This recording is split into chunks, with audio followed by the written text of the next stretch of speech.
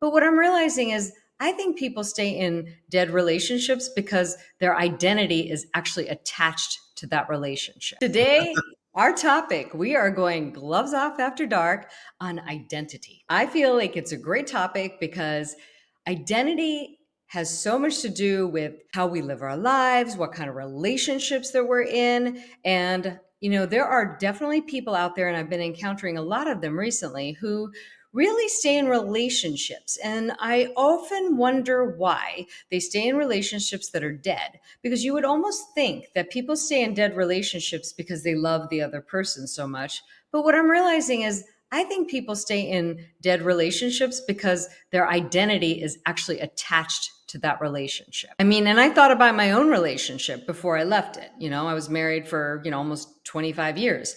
And I honestly wanted to leave long time before, but I felt very codependent in that relationship because number one, I watched a very codependent relationship in my parents. So I think we're just wired to repeat that stuff when we don't know any better, number one. And then two, I just didn't want to give up that identity of this, oh, I married my college sweetheart and all of these kind of things, and I'm a committed wife, blah, blah, blah. So have you ever experienced something like that? Well, yeah.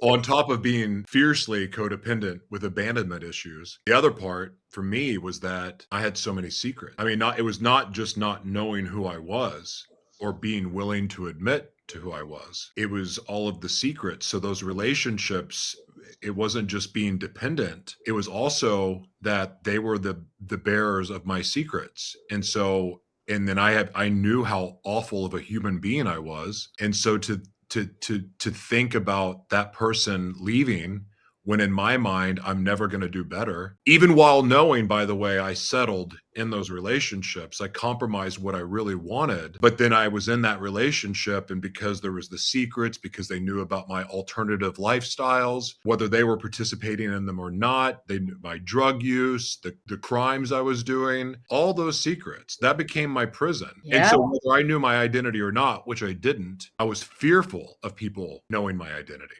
And so therefore, this person loved me for this whatever I was, demon. And Mm. so now I'm going to stay, and I need to stay. And if you try to leave, then I'm not going to let you leave because I'm going to love bomb you, or I'm going to do what it takes to win you back. But then when I get you back, I want you to leave again. Oh, so the whole runner chaser dynamic. What? Yeah, isn't that part of a codependent cycle? Yeah. Yeah, that was me. That was me 100%.